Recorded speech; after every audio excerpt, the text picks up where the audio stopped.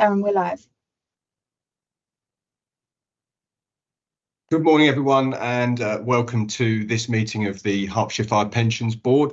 I'll just go through the standard announcements and then we'll move into the agenda. This meeting will be held electronically. Members of the public may also attend this meeting in an electronic capacity, and there is a link on the Council's website for them to do so. Members of the board are asked to keep their microphones switched off until called to speak, and to switch their microphones off once they have finished speaking. Cameras may be left on throughout the meeting if members wish. If you experience connection or other technical issues, it may help to switch your camera off. Cameras should be switched on if and when speaking in the meeting. To indicate that you wish to speak, please use the raise hand function, and the use of the chat function is exclusively for voting. At the end of any discussion or debate on items of business, there will be a vote. Members should vote using the meeting chat function by indicating for, against, or abstain. The chairman will declare the result after each vote. Breaks of at least 15 minutes will be held every 2 hours and will be taken after a speaker in the debate has finished speaking. If the board are voting, the vote will be concluded before the break is taken. Other breaks will be incorporated as appropriate. For today's meeting, we do have one substitution due to some technical issues. So Dan, you'll be substituting for the employee side for Steve Bishop. We don't have any apologies for this meeting, but we do have a new substitute member. So I'd like to welcome ACO Mark Barber, who will be the substitute member for the employer side. Welcome, Mark. Could I just ask members of the board to introduce themselves? Obviously, I'll start. So I'm Darren Scotchard. I'm the chair of the board for this meeting, and my job is head of training for Hertfordshire Fire and Rescue Service. Councillor Bishop. Yeah. Good morning, Chairman. Good morning, everyone. Mark Mills Bishop, County Councillor, the elected member, and also the Vice Chairman of this board. Thank you, Chairman. Thank you, Councillor. Dan? Yeah, good morning all. My name is Daniel Cooper. I'm an operational watch commander within the Hertfordshire Fire and Rescue Service, and I am a member representative substitute for this board.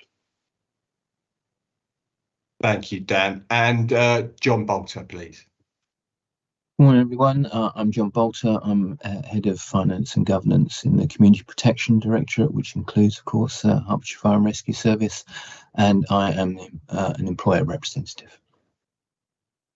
Thank you, John. Could I just ask those, I think we've got 3 reports today, could I just ask those that are presenting reports today to also introduce themselves, please? Rob, so I'm just going to go with who's at the top on the left of the screen. No problem. I'm Robert Winterton. I am the finance manager for the pensions team. Thank you, Rob. Taryn. Hi, I'm Taryn Mutter, pensions governance manager. John Crowhurst is actually presenting the LPPA report, so I'll hand over to him. Yeah, morning everyone. I'm John Crowhurst. I'm the commercial and operations director at LPPA, and we provide the administration service to Hertfordshire Fire and Rescue Service. Thanks, John. Rachel. Hello, I'm Rachel Wilson. I'm a senior HR officer in the pay and reward team at the council. Thank you, Rachel. I believe you're also giving us a bit of an update as well, Neil, aren't you? So could you introduce yourself as well, please? I'm Neil Lewins. I work for the local pensions partnership on the technical side. Tempted to say grumpy old man of pensions. That's probably the Thank you, Neil. So thanks, everyone, and morning to all. Before we get into the order of business, I do have to ask members to declare any pecuniary or declarable interests. Just to clarify, being a member of the pension scheme does not fall within that category. I'll take silence as there are no declarations to be made. Brilliant. Thank you very much, everyone. So we do have 3 items on the agenda today. Before that, we will look at the minutes. There is only part 1 business. There's no part 2 business today. So could I just ask, firstly, if we move into the agenda, can we just confirm that the minutes of the last meeting held on the 16th of December are a true and correct record, voting via the chat, please?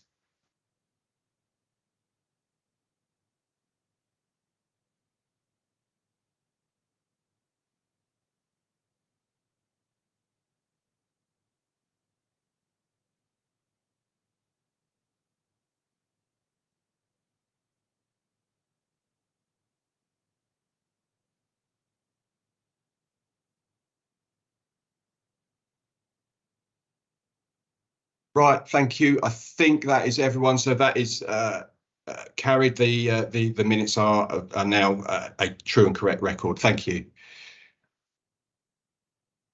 So the next item on the agenda, I'd like to welcome John and Neil to present the Q1 LPPA performance report, please.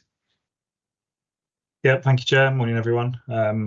So what I'll do is I'll go through the performance report that you've got in your pack today, which covers the period between April and June 23, and I've got a bit more of an update with regards to what performance looks like now, because also that was some time ago. Then I'll hand over to Neil, who's going to give an update on the McLeod project. So with regards to the performance, I'll just draw your attention to some key highlights.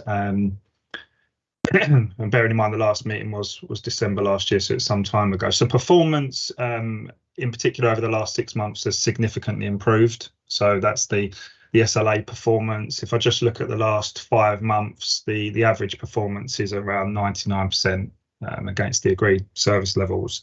And both the retirement process and bereavement processes are at 100% for the last 5 months, which is good, which is obviously a different position that we were in when we were talking back in December last year. In your pack today, and I'll try and use the page numbers that you've got, there is a new page in the report, which is page 26 of your 66 pages in the pack. There should be a table that shows the ongoing casework that we've got in the operational team. So it gives you some visibility around the amount of work that's coming in and the amount of work that we've got outstanding. So what you can see in this report is at the beginning of April, overall, we had 65 ongoing processes, and at the end of June, we had 67, and lots of stuff happened in between. And obviously, one of the things that you're going to be interested in is how those numbers move around. Some of those processes will be things that we've taken action on, that we're awaiting, members to return retirement option forms, for example. There's always going to be ongoing work, but one of the things that you're obviously going to want to see is that those numbers don't significantly increase, which would indicate that we've got a backlog of work, which we haven't at the moment. So that's just a new page in the report to draw your attention to. The help desk average wait times, again, have been good for the last 6 months. I think the average overall is around 3.5 minute average wait, and they vary between 3 minutes to 5 minutes maximum. So the average wait times in the help desk have stabilised. They're where we want to see them.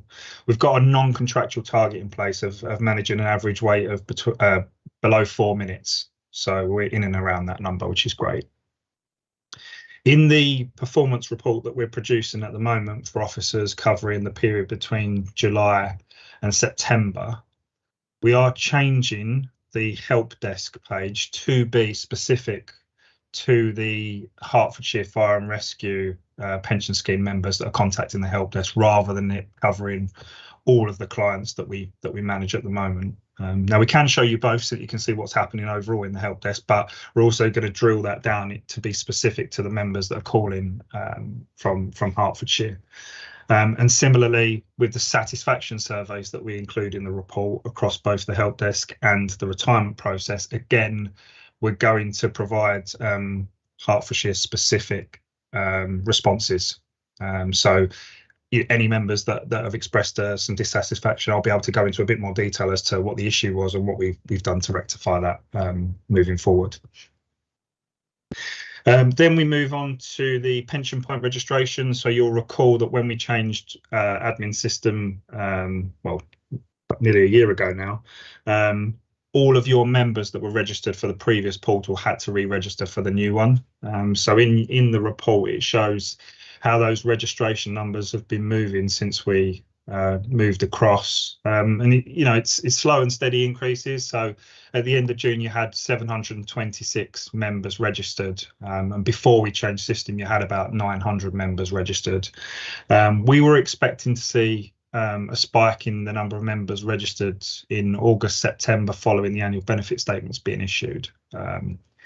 So I've got the numbers as at yesterday, and it wasn't a significant jump, unfortunately. So we've now got 767 registered as at yesterday. So it didn't jump by much following the benefit statements being issued. So I've been speaking to our engagement team about what we can be doing at LPPA and what we can be doing with you as an employer to try and encourage members to register for Pension Point. But so the numbers are increasing, but slower than we probably would all like. And then the last thing I'll mention on the report itself is the data quality scores. So your common data score is still at around 98%. It doesn't move much. And the 2% errors are mainly deferred members where we've lost contact, so we don't hold a current address. And for your scheme specific data score, there was a drop of around 2%, dropped to around 90% during the period when we were processing your year-end return, which is we'd expect that to happen around that time, and we'll start to see that improve again over the next couple of months. And so I'm going to move on to sort of just a general business update quickly, and then I'll have to take questions, Chair. I'll hand over to Neil. We're going to be starting a data project in Q4. So sort of January, February next year, we're going to be looking at a data project which looks at a number of things, including the pensions regulator data scores. And what we're going to be articulating to all of our clients across the LGPS and the Blue Light schemes that we support. We're going to be giving a bit of an overview as to the overall data quality that we hold. So we'll give you an overview of how accurate the data is that we hold, and then we're going to be giving you an overview of what we do to maintain the data set throughout the year so that it doesn't deteriorate. So for example, coming back to the deferred member addresses that we've lost contact with, we'll be saying to you, this is what we do to try and trace those members, and this is how often we try and do that. So you'll get better visibility around what we do to maintain the data overall. John, yes. Sorry, yes, Dan. I'm so sorry. The inevitables happened, and I've had to go, unfortunately. But I'll hopefully be able to come back on this call at a later date. So apologies to that. Okay, thank you, Dan. Thank you. And then the last two things I was going to mention was we had a statutory deadline back in August where we had to issue the annual benefit statements to your scheme members. So for your active members, we issued 91%. At the end of August, and for your deferred members, 95%. There's a number of reasons why some do not get issued, and generally it's just outstanding queries or data that we just need to clean on the member record. So as at yesterday, your active number of ABSs issued is now at 95%, and your deferred is at 99%. So we've seen an increase since the end of August, and obviously the aim is to get 100% of those statements issued to members. And the last thing to mention is our efficiency and service improvement programs. We've got a program of work that spans 3 years, which is looking at essentially leveraging the benefits of the new system that we've put in, and in particular improving both the member and employer experience when interacting with LPPA. So this is things like enhancing some of the functionality on the member portal, the employer portal, and just making it easier for members and the employer to interact with us. There's lots of detail that sits within that program of work that we are going to be sharing with Fire and Rescue Service clients at the beginning of November at a client forum that we're hosting. So more information will be available for discussion at that point. So Chair, I'll happily pause there, take questions, or hand over to Neil. Thanks, John. Just a couple of bits to note. Obviously, as these things do happen, and it was bound to happen, wasn't it? Dan has had to leave the meeting. However, Steve Bishop, who is the standing employee, or the other standing employee representative, has been in the meeting since the start, so he hasn't missed anything. So I'm still going to consider the meeting to be quora, although we're not actually making any decisions today anyway. We're just noting the comments and the reports. Yeah, thank you, John, for yet another comprehensive report. You've actually answered one of my questions already, which was regarding the membership through the online portal, and I know that's been a consistent problem in terms of trying to improve those numbers. I think one of the things that I might do is internally is have a conversation. We have some manager seminars and such that we can probably use to encourage people to sign up to the portal. I have a couple of other questions, but before I do, I can see Councillor Mills Bishop has got his hand up. Councillor, would you like to come in, please? Yeah, thank you, Chair. Thank you, John, for the report. It's just a question of clarification on my part. In terms of the amount of calls to the help desk, it's running, or it did in June, at 13,000. And there was a satisfaction rate, I think, of about 54.5%, I think. Is the resource there in place, or is there a particular issue that give members the hump, if you know what I mean, that can be easily rectified, or is it a question of they're having to wait too long, or the person that's there is not able to answer the question, etc.? Thank you, Chairman. Yeah, thank you, Councillor. Yeah, no, it's a good question. So the average wait time is not that high, so members are not typically waiting significant amounts of time to get through to us. But what I will say is that if we look at the trends of the call volumes that are coming in, after a bank holiday or after a weekend, we do see a spike in calls, so that average wait can be longer. But the dissatisfaction is not generally because the members have had to wait a while to get through to us. It's more, as you say, it's could their query be answered when they finally do get through to us? And what we've seen is that there are probably more handoffs to our operational teams to provide a response than we would like, or we've not been able to give an answer and we subsequently have to go back to members to give that information. So there's two things, there's a number of things in flight, but two just to mention.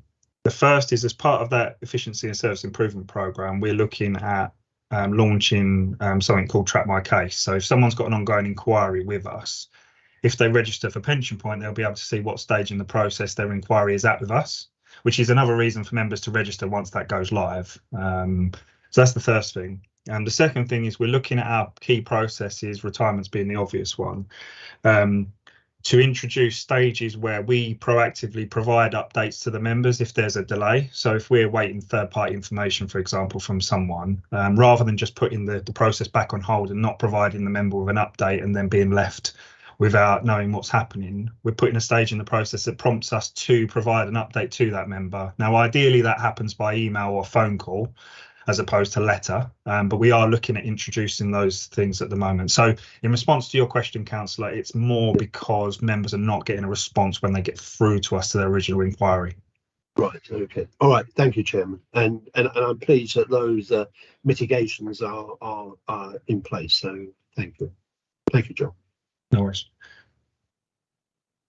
Thank you.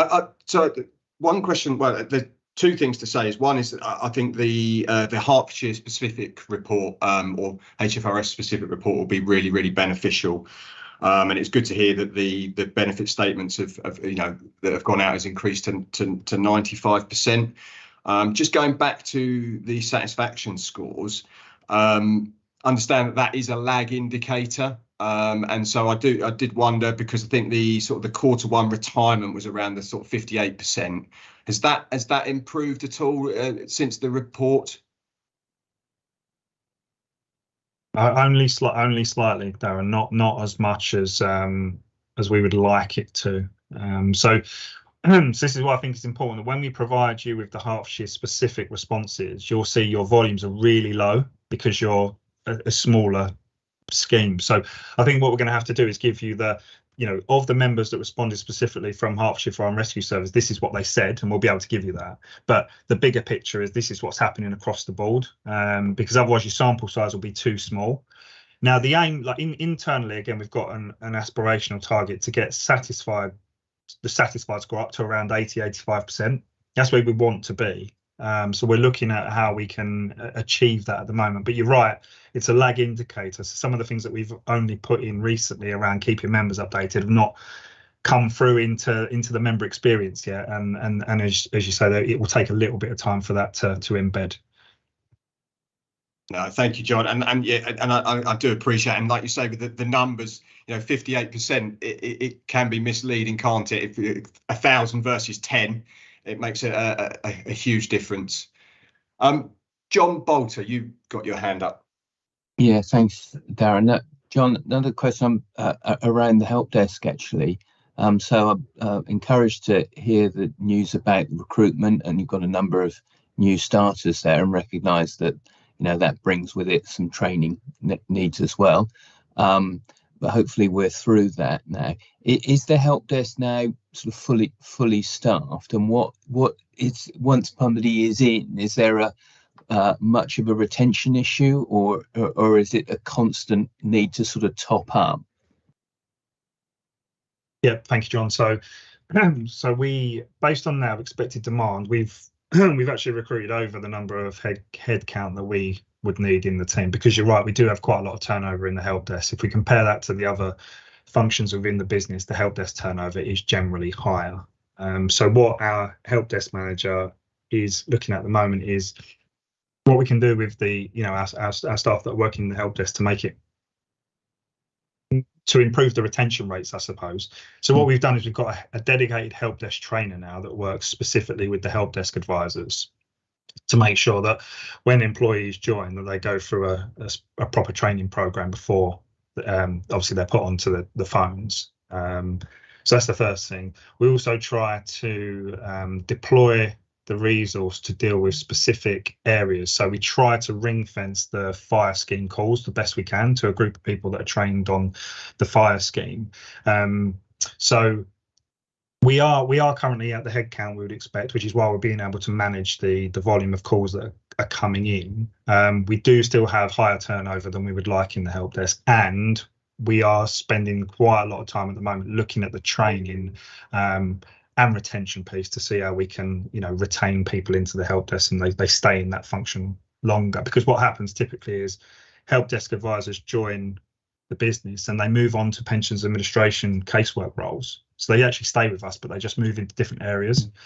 So it is a bit of a challenge, but the other thing that we've looked at from a resource planning perspective is what else can we do to manage the spikes in calls after bank holidays and on a Monday morning? Do we just redivert other resource to deal with calls for those 3 hours of the day or not? So there's lots of stuff that we're looking at, but the positive thing for me, and you haven't got the data in this report unfortunately, but you'll be able to see it next time, is when we do bulk campaigns, so when we issue the annual benefit statements to thousands and thousands of members, normally we see the call volumes increase and the average wait time significantly increase. Well, this time we've seen the call volumes increase, but the average wait time stayed static, which means that the way that they're managing the calls is obviously working better than it has done in previous years. Okay, thank you. Thanks, Darren. No problem. I think just one that occurred to me is the new report that you've provided, John, with that sort of outstanding casework. Does that require, or does it have some sort of KPI or a target that you're trying to keep that number, a magic number, if you will, that you're trying to keep that under when you're looking at it, or is it something you've considered? We've not at the moment. So at the moment we've got we've got an SLA in place. So for example, upon receiving a piece of information, that we have to action it within so many days, and that varies between the process types. And obviously from the SLA performance, you can see that we're generally keeping on top of that.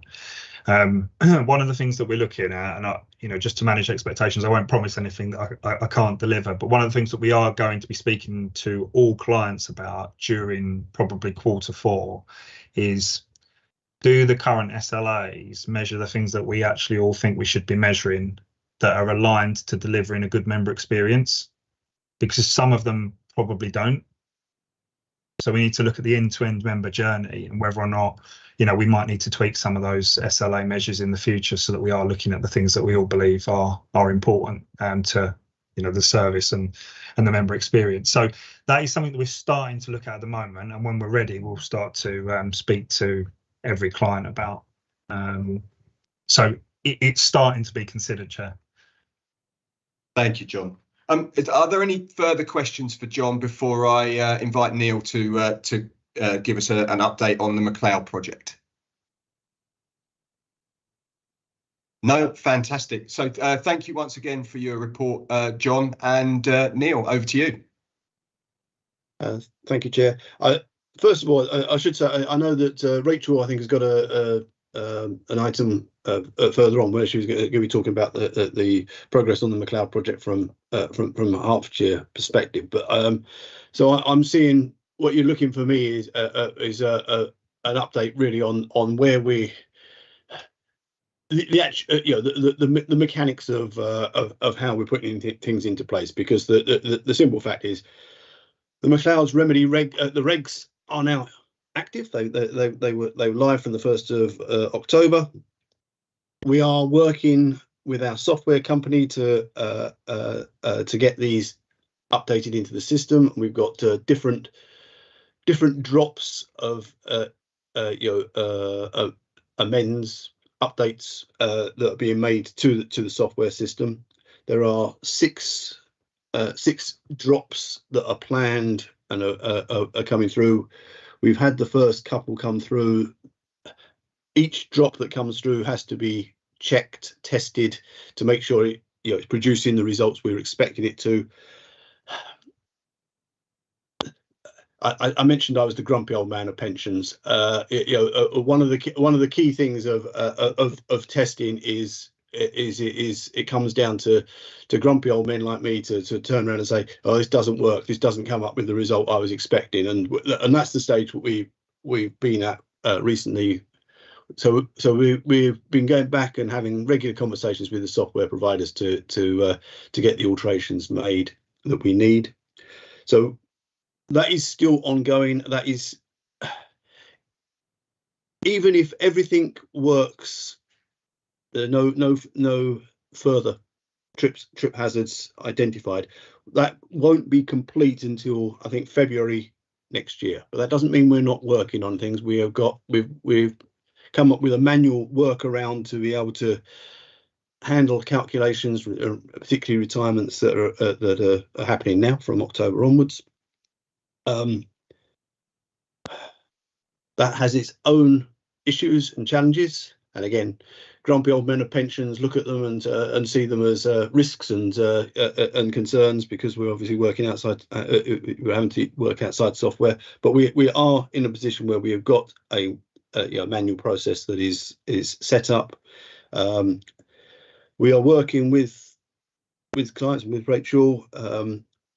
One of the key things we've got, there's the GAD calculator that is required to be completed to work out the contribution details, and we've also got we had to get a whole load of information from FRAs.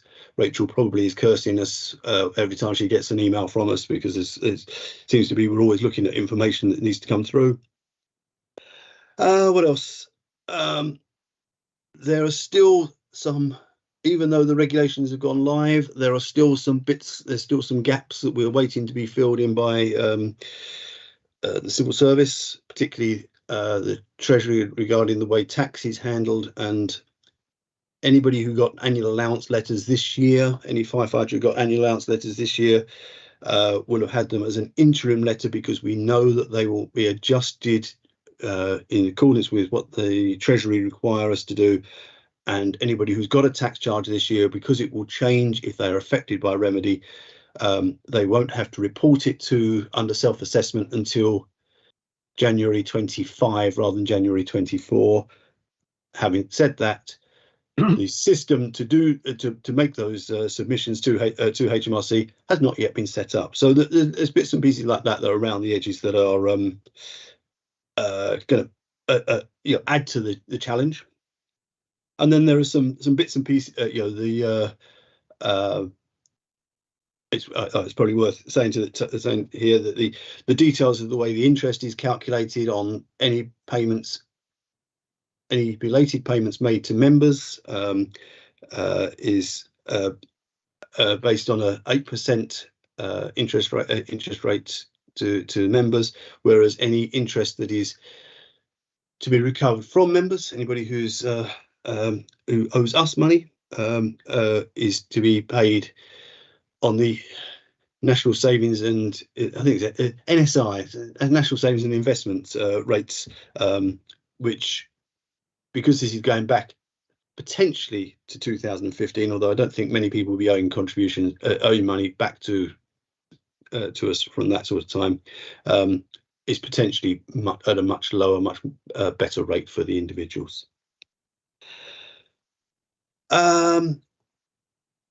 There are some contingent. There's a report on contingent decisions, which is going to be particularly relevant to FRAs. This is on how to handle things like opt-outs, divorces, transfers in and added pensions, how those will be handled.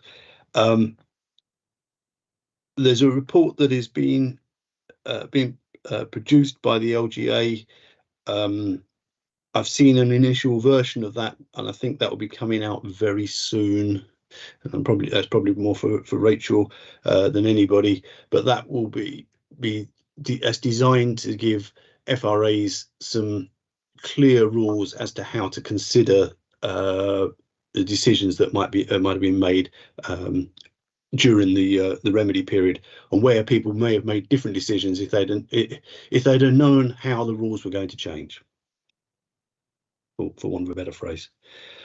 That was what I was going to say. I'm hoping I haven't pinched the comments that Rachel was going to make too much.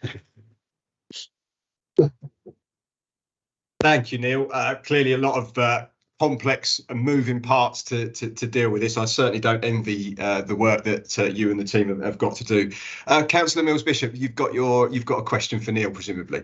Yeah, only a very general question. Neil, you're certainly not a grumpy old man to me. You are our checks and balances, and quite rightly so. And we need those that scratchiness, if you like, that goes with your comments. My own question really was about cooperation, and are you getting the right cooperation? No impediment, no barrier at all from the software people? Are they as helpful as they can be?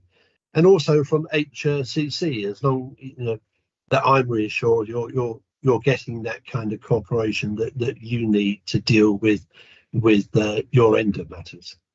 That was the only question, Chairman. Thank you. Okay. Well, I mean, the work we're dealing with the software providers, it is complex. There's no doubt about it, and I have got quite a bit of sympathy with the software providers as to what they're being asked to do, and it doesn't help when there are there keeps being further little tweaks and changes around the edges. That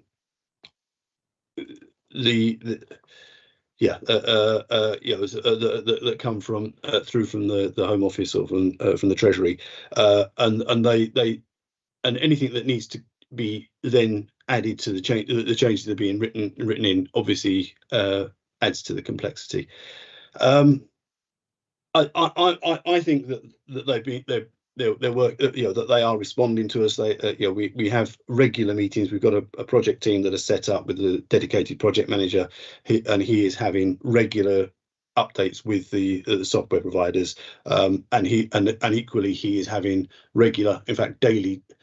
I'm having a daily chat with the project manager to go through anything that has been raised that I think is that any of us think is causing is likely to cause an issue. So it is a regular ongoing topic. And as far as working with HTC, you know, we get all the information we need. You know, we've had all the reports from Hertford. I think I'm pretty sure that's the situation. You know, it has been. It's a colossal amount of work, a lot of information. I'm sure Rachel will echo, and I know for some clients that's proving, particularly where there have been changes of payroll providers in the period since 2015, getting some of the information for some FRAs has been particularly challenging. Right. Okay. All right. No, I mean that's a fair comment, and you know, thank you very much for that. I mean, you know, I get out and about quite a lot, and I do meet a lot of fire officers and retirees and all that kind of thing, and yeah, on the whole, they are pretty good towards me and towards the service they get. So, but it's good to talk to them because they are, but don't tell anybody, but they're my favourite #1 service, and I want the best for them. All right then. Thank you very much indeed, Chairman. Thank you, Councillor. John, you've got your hand up. Yeah, thank you, Chairman. It's only quick. It's just wanted to add briefly to what Neil said. So I completely agree with what Neil said. It's very complex, and the you know, the system suppliers are working closely with us, and we've got a project team set up to manage all of this. But one of the other things, just an observation from me, is, you know, the other administrators that are facing similar challenges to us, it's quite collaborative. You know, we can pick up the phone to each other and bounce ideas around, and you know, come up with solutions to potential problems and things like that. So it's good that in the market people are willing to talk to each other about the best solution, which just shows that, you know, the interest is in making sure that, you know, members get paid, and we do, you know, deliver the remedy the best we can across the board. So I think that's quite encouraging. Good. Thank you, John. I'm sure that's not always the case in the marketplace. So that is reassuring to hear. Thank you to both John. I'm sorry, Nick. Just John jumping back in, just to go back to what John was talking about earlier about the help desk. It is possibly something that the board would want to be aware of as the McLeod remedy work really starts to crank up. That is obviously going to have a significant impact for help desk inquiries, and so I think that is something that will need to be taken into account, because the reality is we're going to be revisiting every retirement since 2015, and they are not going to be straightforward letters with the best will in the world, writing to people and say, you know, you've got option A, option B. There are bound to be a high number of conversations that are going to need to be handled with those people. So yeah, as I say, just thinking in terms of the comments that John had just been making about help desk, it seems to me that it's sensible to make sure that is understood by the board. Thank you, Neil. And I know certainly from previous reports and today, a lot of work's already gone on, hasn't it, John, in terms of your, I'd call it a restructure, but increasing the numbers of staff, training for staff. So I'm hoping that's sort of baked into your preparations already for the wave that Neil's predicting.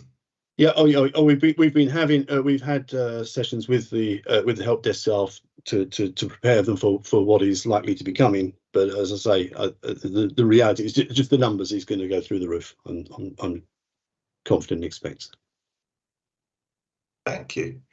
Are there any further questions or comments on either the Neil's update or John's report?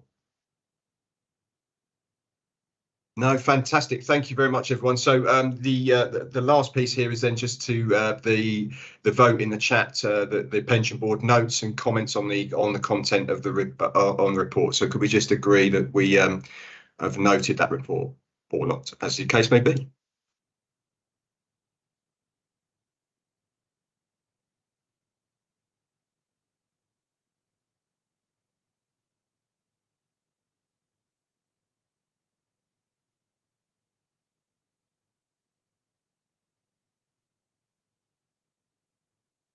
Thank you, everyone. I can see that we've got four votes in there, so that's fantastic.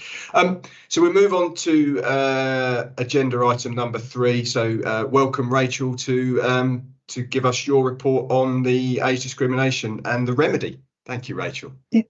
Morning. So hello. Yes, my report is designed to complement Neil's update. So it's an overview of what we've been doing in the council to get ready for remedy and to supply all the information to LPPA that they're going to need in order to process the remedy for everybody. So first off is the eligible members. Now LPPA system has beginning to have the updates. We've been able to get a report out of everybody who's eligible for remedy.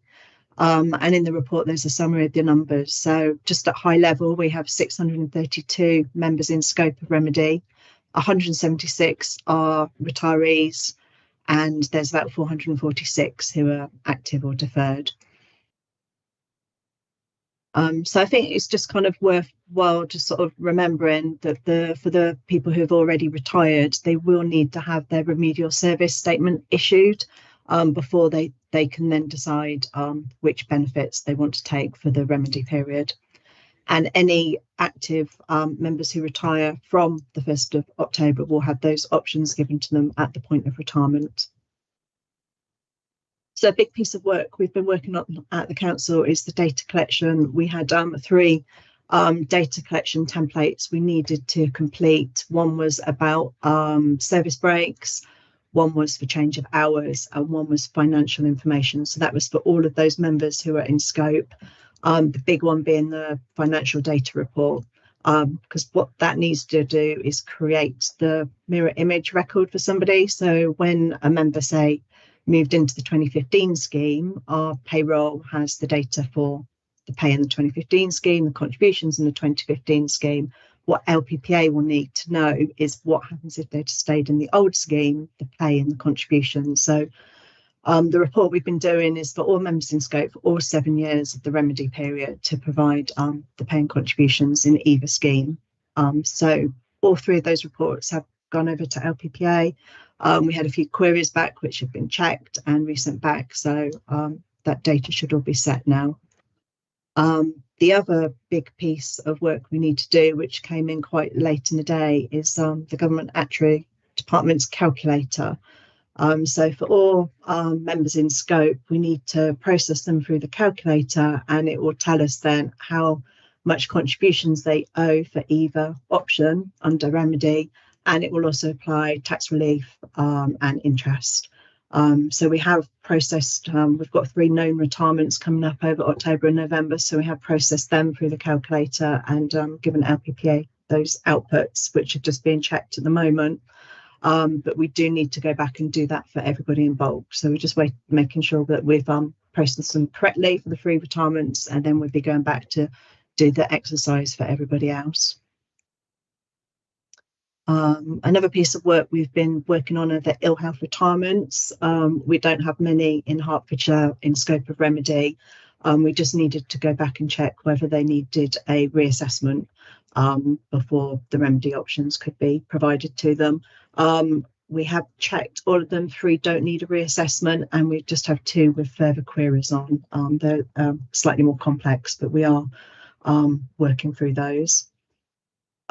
Engagement with members. An all-station memo was issued in August. This was ahead of annual benefit statements to advise people annual benefit statements were out. It did mention about the portal for people to register, and also to advise them that they, because of McLeod coming into effect from the 1st of April, that ideally we would like 3 months notice of retirements, which would enable us and LPPA to plan in all the retirements to make sure we've got information for all the extra steps that are going to be needed to take place for retirements after October.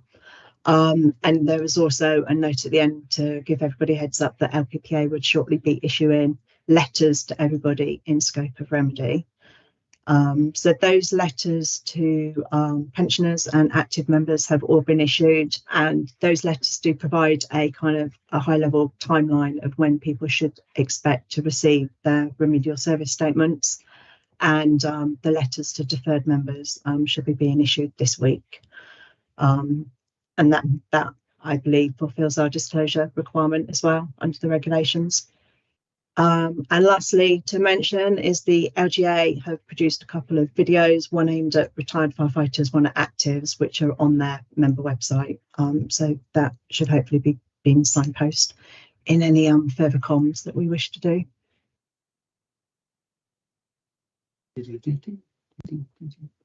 Thanks, Rachel. Councillor Mills-Bishop, I think you have a question. Yeah, only a very quick one for Rachel. Thank you for the update on the engagement with members, and I was interested on the last point about requesting 3 months' notice.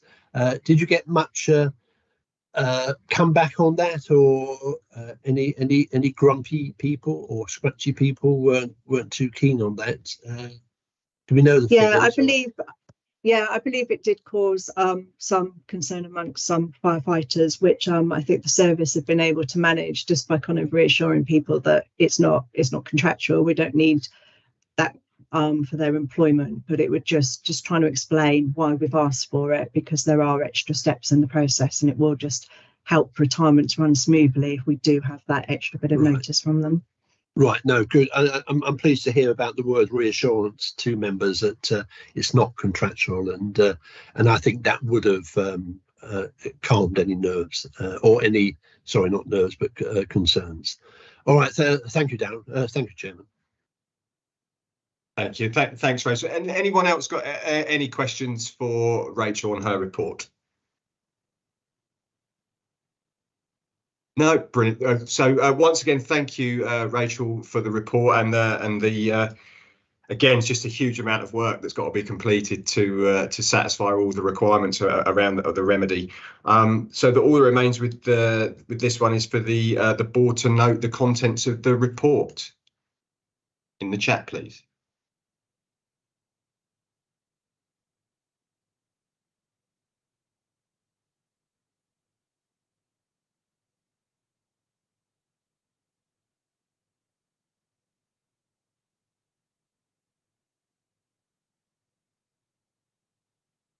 Great, thank you very much, everyone.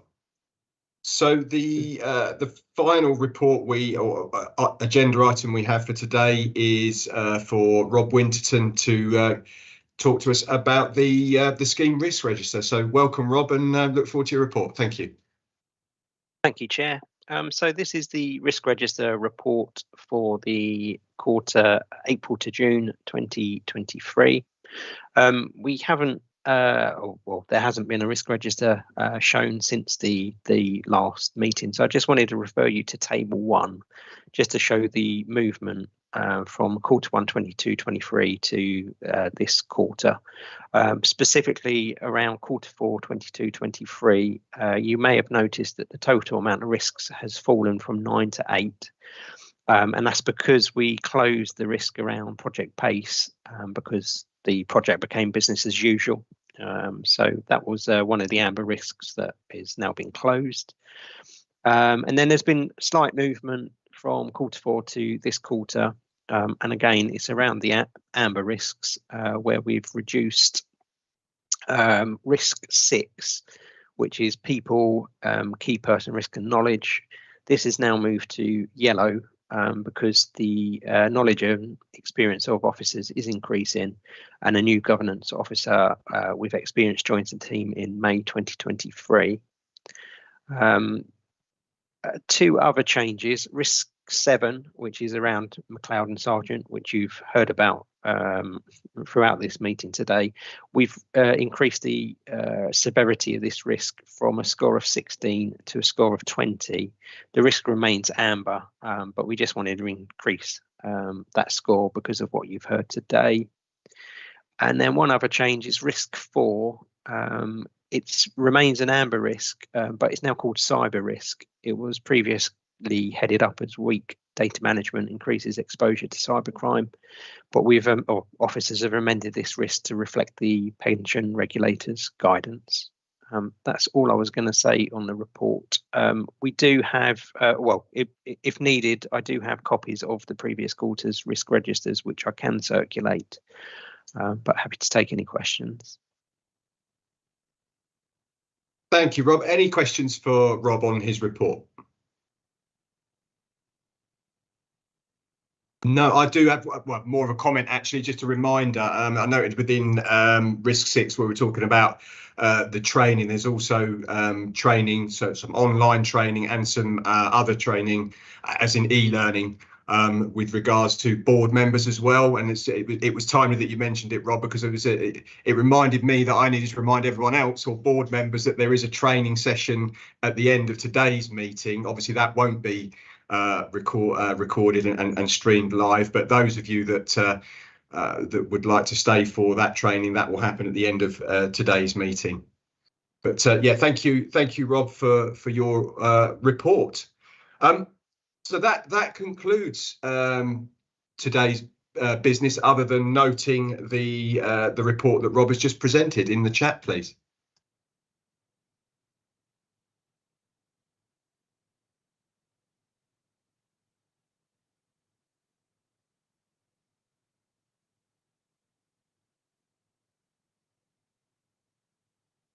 Great, so that's that report has been noted.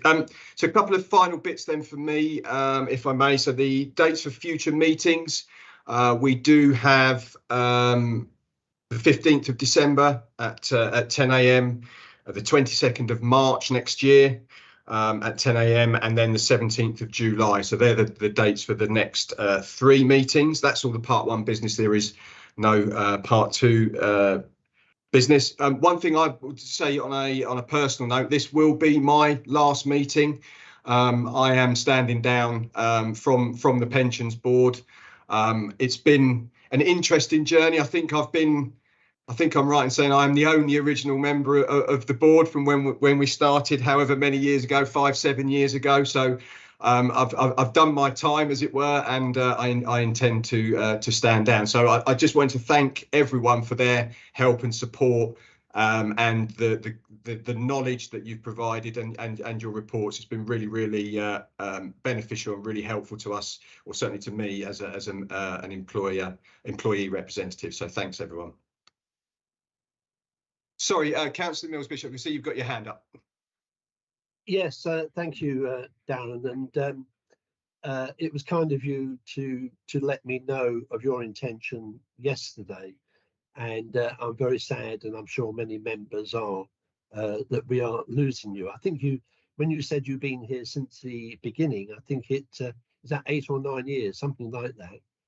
But your commitment and your time, care, and attention to your members who have retired, but also to all your members, the men and women and support staff of the fire service for Hertfordshire, has been absolutely exemplary. And I will be sorry to not see you here on this virtual meeting. But I think if I speak on behalf of everybody and everybody in the service, retired or still working, thank you very much indeed. It's a shame that we are virtual and we can't present you with a cake and have a slice and a chat and all that. but I might have the second best here. I've got a box of Kipling cakes. So virtually I will hand one over to you, as I'm just doing now, and you can go away and have that with your cup of tea. I'm sorry I can't share it with you, but I am sure whatever calls you next, you will do very well at. And on a personal note, you are certainly a person who cares to care, in my book. So thank you very much indeed.